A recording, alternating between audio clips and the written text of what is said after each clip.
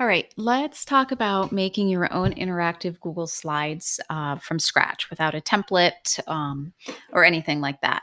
There are many reasons that you might want to do this. Of course, I'm coming at this with an elementary brain, but just thinking about that, I used to give my students choice menus that were interactive by the day. They could click the day and it would take them to a menu, or sometimes by topic.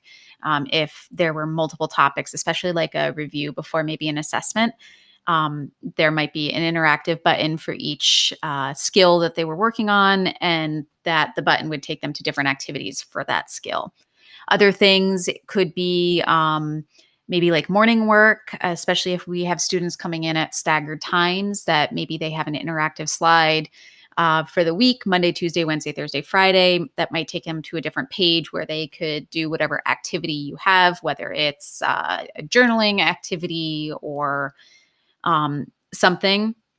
I can also think about like morning meetings. I actually made an interactive slide presentation full of morning meeting activities and greetings, broken out into different categories of greetings and then activities, and then clicking on the title to bring you to the directions. So there's lots of uses that you might find to use slides like this. And then, of course, there are the weekly schedules that have been shared out.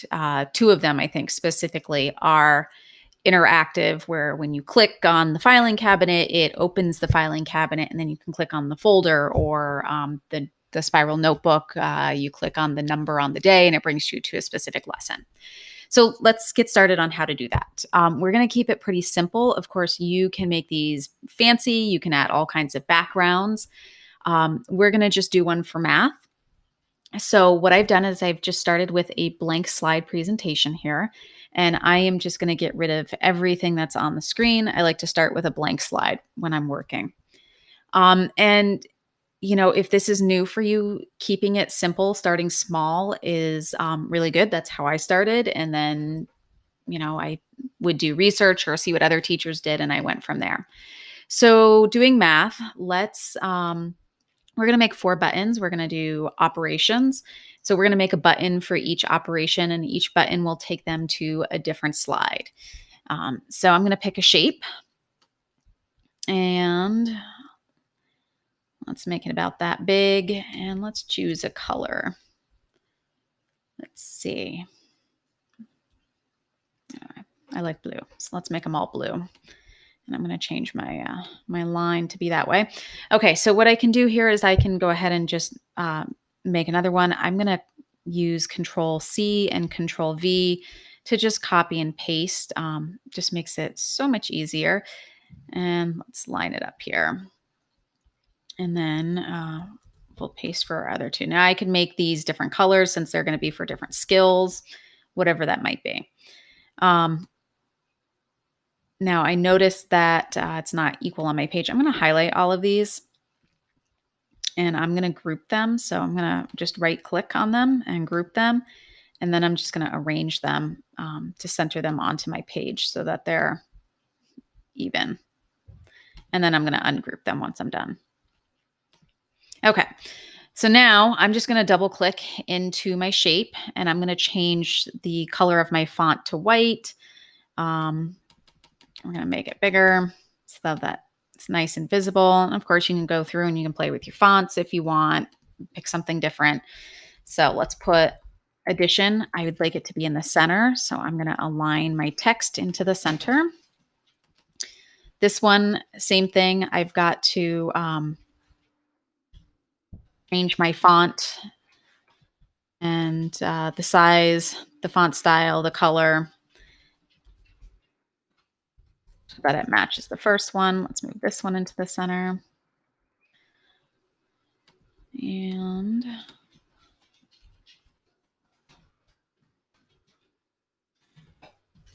oops.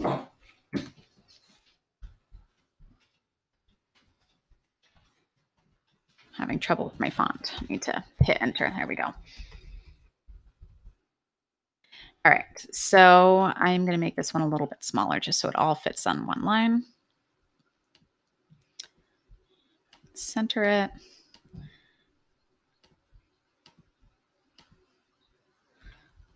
26, be white, and we can center and division in the last one. Okay, so now what I'm going to do is now I'm going to go through and I'm going to create my other slides. So I am going to put in I'm going to put in 4 blank slides.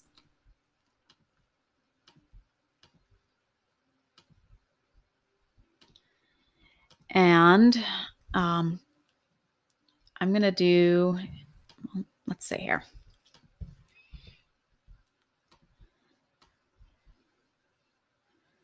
So we can call the first one, I'm going to go with that blue theme again.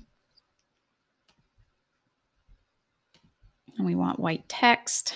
And let's make our words a little bit bigger and change our font again so it's all the same. Okay. So again, first one was addition. Now what I'm going to do is to make things easier, I'm actually just going to copy this shape, go to my next slide, paste it.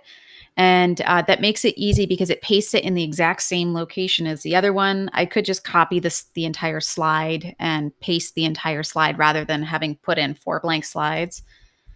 Now I can just go through and I can just change words.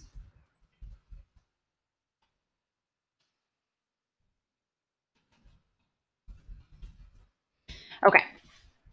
So now that we've done this, we want our students to be able to click on the addition button and have it bring them to the addition slide, and the subtraction button bring them to the subtraction slide. So I'm going to click on the addition button and notice that my menu changes up here, my options. So when I'm not clicked on anything, this is what it looks like. But as soon as I click on my shape, I'm given more options. I'm going to go to the link button, the insert link. And it brings up this box where I could put a URL in if I wanted to link it to a website. But instead, I am going to link it to a slide in the presentation. And I am going to link it to slide number 2, which is addition. And I'm going to click apply. And so now, if I click on this slide, it's going to show me that it's linked. So I'm going to go through subtraction. I'm going to click on that shape. I'm going to click on the insert link. And that was slide 3. And I'm going to go to multiplication, insert link. And that is the next slide, which is slide 4. And then finally, we have division, insert link, slides in the presentation. Now for me, my computer screen doesn't go down that far, so I just use the arrow button. Oops. And there's slide 5. And we'll click apply. Now you're going to notice that as I click on this stuff, it doesn't take me where I want to go. It just shows you that it's linked. If you click right here, it will take you to that slide. When you are in present mode, then it will take you. Notice how I clicked on addition and it takes me right to addition. Now, the problem that I'm noticing is once I'm on the addition page, I have no way to get back to my first slide. So let's insert, you could find a shape. Let's find a shape. Let's search the web and let's look for, let's say house clip art. Now, the wonderful thing about searching for an image right within Google is that they are going to find images that you are free to use. You don't have to worry about copyright or anything like that. All right, let's just take this house right here. And we're going to insert it. And we are going to resize it because we do not want it that big. We'll put it over in this corner. And then what we're going to do is it's highlighted. And you're going to notice that I still have the option to insert a link up here. And we're going to insert slides in this presentation. And we want it to go back to the first slide. And we're going to click apply. Now, I want this on every page. So I'm going to just Control-C, copy it. And I'm going to go down to my next slide. And I'm going to Control-V to paste it. And notice how not only does it paste the image, but it pastes the link with it. So I'm going to paste that on the 3rd slide or the 4th slide and finally the 5th slide. So now if I go into present mode, if I go to addition, I can now go back home, and subtraction, I can go back home, and multiplication, So the students have the ability now to just be clicking on different things rather than having to use the menu that's down here. So from there, you can then start posting links, whatever you might like. So I just pulled up Math Playground. I know my third graders used to love it. So I was on the multiply site. So let's go to multiply and divide. And, you could find, oops, that's premium. We won't be able to play that one. But, find the game that you want to give them. Let's say multiplication snake. I've never played it, but we can just copy the link, go back to our slide, and you'll want a text box to be able to insert whatever it is that you're putting in here. I like to make my fonts big for the students, and you can insert a link. Just paste the URL, and then you can, can't spell,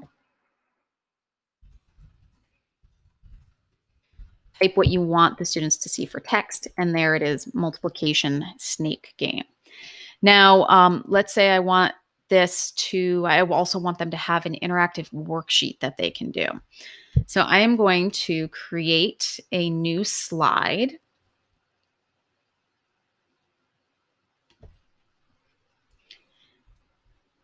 And I've already found a worksheet that I want them to do, and I've actually downloaded it over here. So I have it all ready to go. So again, I mentioned that I like to start with a blank slide. I am going to now change my page setup because of the way that that worksheet is oriented.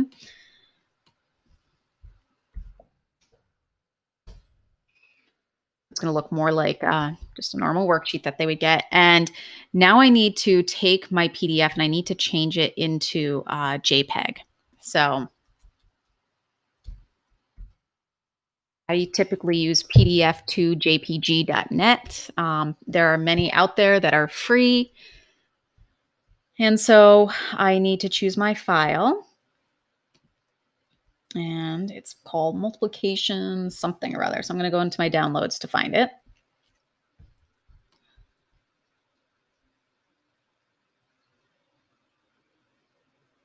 Here it is right here. So I'm going to click on it. And I can see that this is the right one. So click open. And then I'm going to click the blue button that says to convert it. It will take a few seconds. Now, this worksheet actually had 2 pages to it. The first page was the student work, or the worksheet page for the students, and the second page was the answers for the teacher. I don't want the students to have the answers, so all I'm going to worry about is downloading page number 1.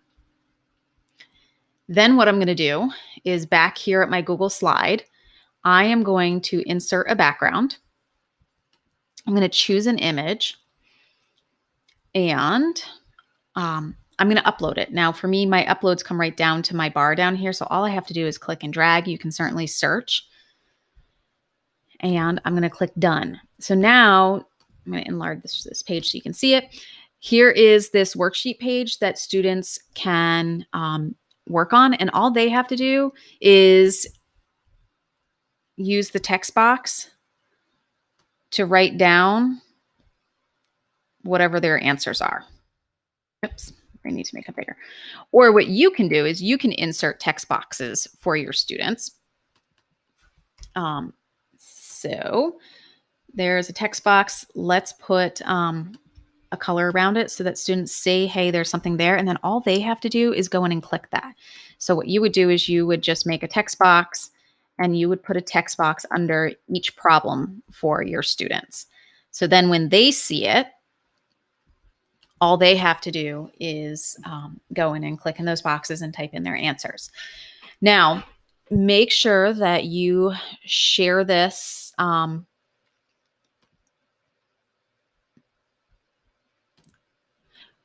You can change your share settings, but then all the students will have the same one. What I want to be able to do is I want to be able to link it right here and have each student have their own copy. So what I'm going to do is I am going to copy my URL up here with Control C, and I'm going to come back to my menu, and I'm going to go down. I'm going to skip a line. I'm going to go down. I'm going to insert another. I'm going to insert the link down here with Control V. And then do you see at the very end, it says edit number slide equals ID.p. I'm going to delete all of that. And I'm going to instead type in the word copy. And I'm going to apply that. Yep. Okay, so what I did was I applied it without naming it. And that's okay. That's an easy fix. So if I just click on the link, click on edit link up here in the text, I don't want them to see all of that. So I'm just going to highlight all of that and delete it. And I want them to see, and can't spell.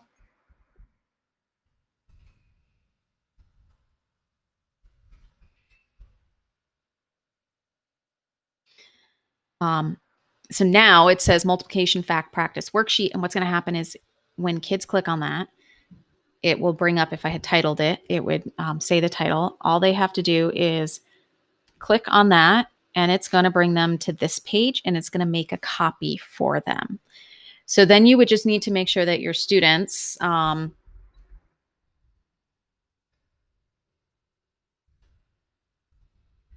it in on Google Classroom when they're done.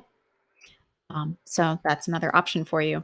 Or you could just put multiplication fact practice worksheet found in Google Classroom, and you could just link Google Classroom right there. So lots of different options. So then you would go through and you would do this to all of your slides. And then your students would be able to click through. The last thing that you want to do is for sharing this with students, if you go to File, you're going to go to Publish to the Web. And you're going to click that yellow Publish button. And then every time it's going to make sure that you're okay with publishing it, we're going to click OK. And now it's going to give you another URL. This is what you would post in Google Classroom on your weekly schedule, things like that for your students. Let's take a look at what that looks like if we, from the student point of view. So I just copied and pasted that URL. This is what your students say. So now they can click addition. And let's see, we had stuff in multiplication. There's multiplication right there. They can go right to that game that we found, or they can click here and again, make a copy for themselves that they then add into Google Classroom to whatever assignment that you gave them.